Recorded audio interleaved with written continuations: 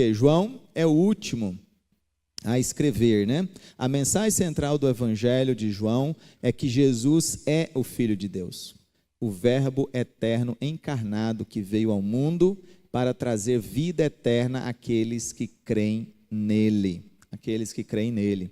Então, diferente dos evangelhos sinóticos, que é Mateus, Marcos e Lucas, João enfatiza a identidade divina de Jesus e sua missão de revelar o Pai. Uma das ênfases que eu tenho feito no plano de leitura da Bíblia é como nós podemos amar mais o Pai. Como nós podemos amar mais a Deus. Tudo aquilo que Jesus fez foi por amor a Deus. E João vai deixar isso muito claro. Por amor a Deus é que nós fazemos o que fazemos. Por amor a Deus nós melhoramos, nós desenvolvemos, nós crescemos, nós mudamos de patamar, nós ascendemos, nós buscamos um conhecimento, um aprendizado melhor para as várias possibilidades que Deus tem para nós, por amor a Deus. Gente, é muita coisa que nós temos condição de acessar durante toda a nossa vida e a gente precisa despertar para isso. Por amor a Deus. Hoje nós temos muito mais condição do que eles no passado, então vamos investir nisso, naquilo que nós temos, dobrar os nossos joelhos e pedir a direção do Senhor, para que sejamos verdadeiros instrumentos nas mãos do Senhor. Há segredos que Deus quer revelar, mas Deus não vai dar para aqueles que ficam na frente do celular o tempo todo. Deus vai dar para aqueles que buscam, aqueles que vão ao encontro, aqueles que lutam para acessar isso. E para que isso possa acontecer, eu preciso ter uma luta contra mim mesmo, contra a minha preguiça intelectual, contra a minha falta de dedicação, de esforço, de administração do tempo. Quando eu não administro o tempo adequadamente, eu perco oportunidades.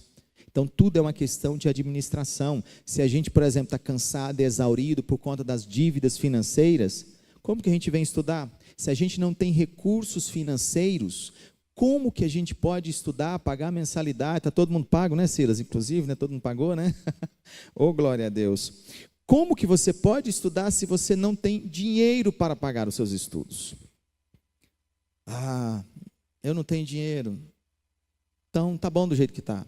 Não, irmãos. A gente tem que buscar mais recursos. Ou você acha que eu não tenho vontade de ir nos Estados Unidos participar do encontro mundial de conselheiros bíblicos? Quando eu fiz o mestrado, nós tínhamos um médico lá formado, jubilado na medicina, né? Ele ficou 9 meses estudando. Ele era presbítero, terminou a profissão dele lá, aposentou, tal, falou, vou estudar. Foi para os Estados Unidos, ficou 9 meses. Dr. Auro. Inclusive, esteve aqui em Rio Verde, aqui pregando na segunda igreja. Ele estudou 9 meses com os melhores escritores, que a gente tem livros deles aqui. Ele ficou lá estudando, era nosso aluno lá, meu companheiro também de sala, deu uma aula para nós sobre drogas e como as drogas afetam o cérebro e afetam o corpo, afetam o coração. Como era dessa área da saúde, né? Como que as drogas, elas mudam a nossa psique, do nosso corpo. Então a gente precisa buscar conhecimento, buscar recursos para que a gente possa acessar mais conhecimento e termos mais condição de poder crescer e desenvolver mais aquilo que a gente faz, para fazer bem feito, para fazer para a glória do Senhor, tá bom? Então essa é a minha palavra de estímulo para cada um de vocês. A autoria, né? O autor alega ter sido testemunha ocular dos eventos, conhece os ritos judaicos, purificação, detalhe das festas tabernáculos. Daqui a pouco eu vou pedir para o Jean passar um vídeo. Qual que é o nome da irmã mesmo? A irmã Fernanda passou para mim. É piadinha evangélica também, sabe? Mas quem conhece o evangelho de João, sabe que foi o último evangelho a ser escrito. Então, muita gente já havia morrido. Aí ele aproveita para falar um pouquinho de Pedro, das coisas, do comportamento de Pedro, né? Daquilo que Pedro fazia, outros escritores faziam. Então ele fala com mais liberdade, porque afinal de contas o pessoal já morreu mesmo, né? Não vai ter esse perigo. Ele fala dele também, né? Tipo assim, eu sou o cara, Eu sou o discípulo amado, né?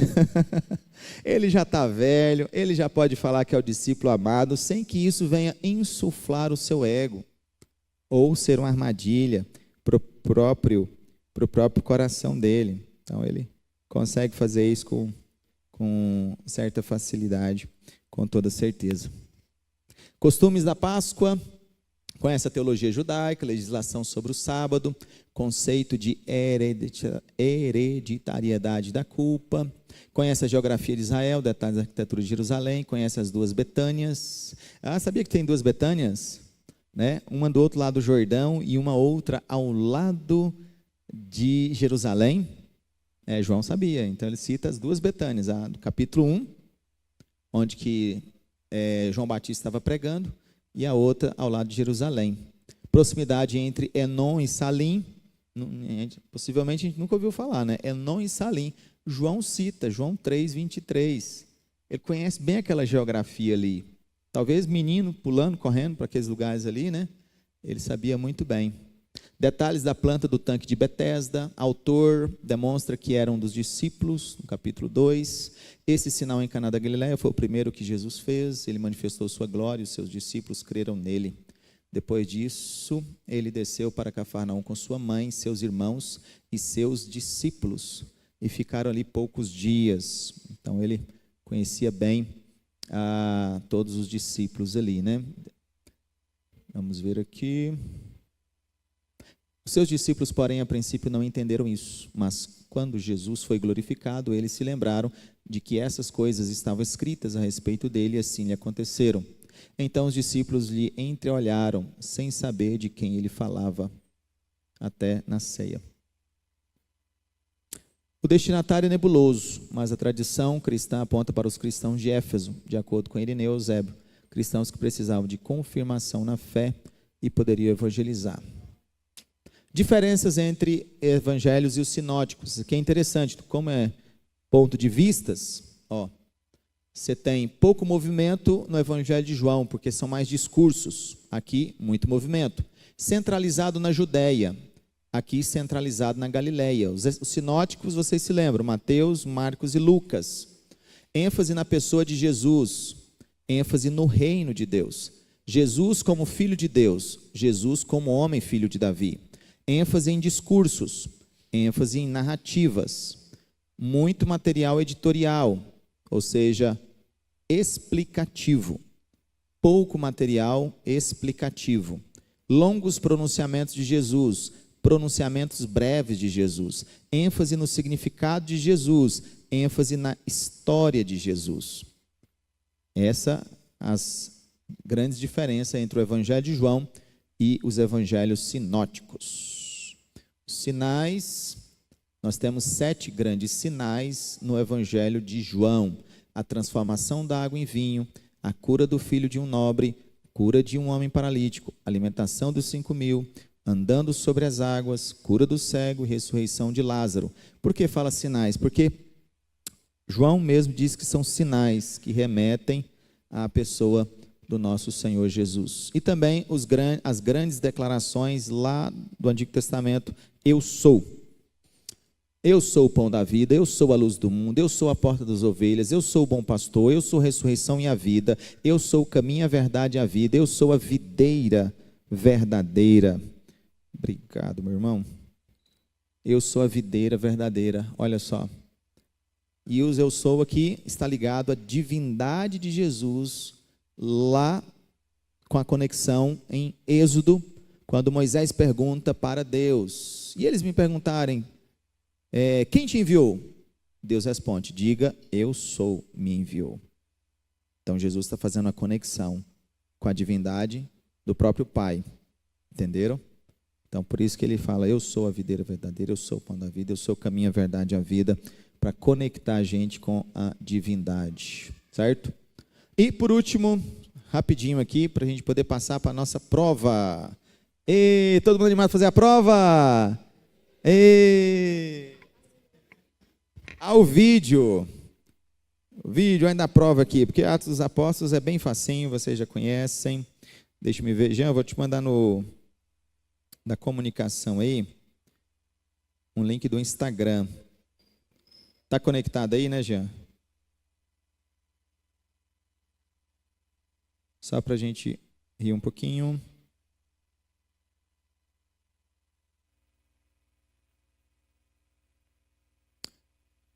Ó, já chegou lá, hein?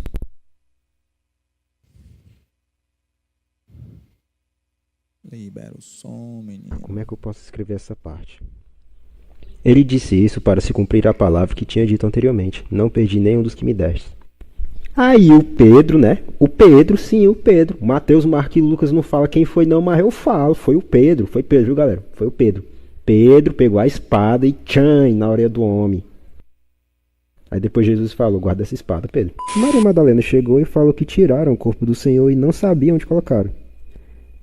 Aí o discípulo amado, que sou eu, junto com Pedro, correram até o... Ah, não, peraí. Eu preciso colocar esse detalhe. Eles correram juntos de igual, só que aí o discípulo amado correu mais rápido porque o Pedro é lesado. Aí eu cheguei primeiro lá do que ele. Só que aí se depararam com o túmulo vazio e falaram, ixi, roubaram o corpo. Então ele disse isso para significar com que gênero de morte Pedro havia de glorificar a Deus. Depois de assim falar, acrescentou, segue-me. Aí o bichão, né, olha pra mim e pergunta, Senhor, e quanto a esse? Aí Jesus responde, sabe o quê? E se eu quiser que ele fique vivo até que eu venha, o que é que tu tem a ver com isso? Eu tome, neguinho, pergunta de novo. Eita, ficou até quietinho, né, agora? Então esse é o discípulo que dá testemunho de todas essas coisas. João aproveitou para puxar a capivara de Pedro, né? A ideia, ela gostei muito da corrida. João era o mais jovem, mais novinho, mais forte, correu, chegou primeiro que ele. Pedro já era pesado. Há uma teoria que fala que só Pedro era maior de idade, que todos os outros apóstolos eram menores, porque quando Jesus pagou o imposto, só pagou de Pedro e dele, Jesus. Por que não pagou dos outros? Hã? A teoria de que até certa idade era isento de pagar imposto, provavelmente eram os mais jovens. Isso explica, em parte, porque que João viveu muito, né? Porque era dos mais novos ali. Mas não temos todos os elementos. Quando chegar lá no céu, a gente pergunta. E aí certamente vai ficar muito bom. Pessoal, a mensagem de Atos para a gente poder finalizar. A mensagem soberana do reino iniciada por Jesus encontra uma culminação autorizada em sua proclamação por todo o mundo. Lembrando que é de Lucas, então ele continua falando sobre o reino de Deus, certo? A mais antiga tradição da igreja aponta para Lucas, deve ter sido escrito entre 62 e 70. 70 ali, a destruição de Jerusalém, né? Ele não remete a esses escritos. Foi escrita para o mesmo destinatário do Evangelho de Lucas, ou seja, Teófilo. Característica do livro, Atos dos Apóstolos ou do Espírito Santo. Muitos dizem, não é bem Atos dos Apóstolos, é Atos do Espírito Santo. O texto base é Atos 1:8. Pedro, Jerusalém, Judeia, Filipe, Samaria, Paulo, os confins da terra. Atos 1:8.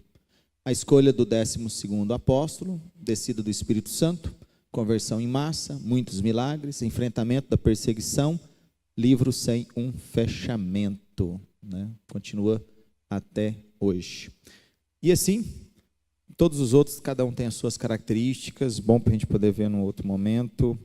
Romanos, Coríntios, todos eles têm as suas características. Eu gostaria de dar a oportunidade, se tem alguma pergunta dentro dessas últimas aulas aqui, das características dos livros, algo que você ouviu ou não ouviu, gostaria de perguntar, se eu puder responder.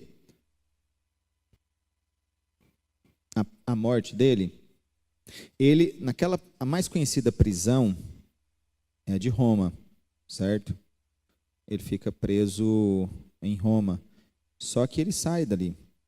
Ele, se eu não me engano, mais 4 ou 5 anos, continua pregando o evangelho, visitando as igrejas naquela região, só que aí tem um incêndio em Roma. E ele passa a ser um dos acusados, procurados como sendo dos mentores. Nisso ele é preso.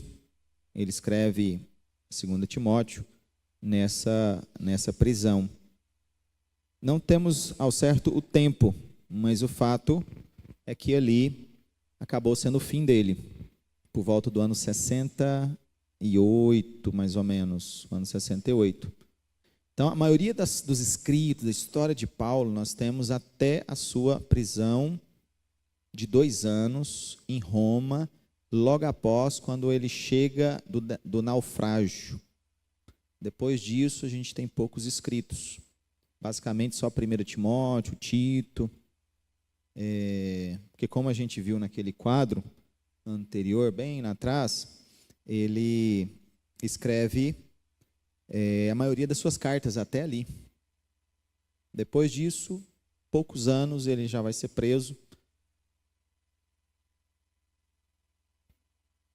A questão de... ele se declara cidadão romano, ele está em Jerusalém. Aí ele vai para Roma, acontece o naufrágio, ele chega em Roma, fica 2 anos numa casa. Ali ele prega para as pessoas que vão até ele. Ele é libertado, porque os seus acusadores não chegam lá, não tem como provar que ele cometeu nenhum crime. Aí nós não temos detalhes do que aconteceu. O fato é que passou cerca de 3, 4 anos e ele foi preso acusado de ter sido um mentor do fogo em Roma, do incêndio em Roma. E aí foi fim, né? Não teve mais. Pergunta?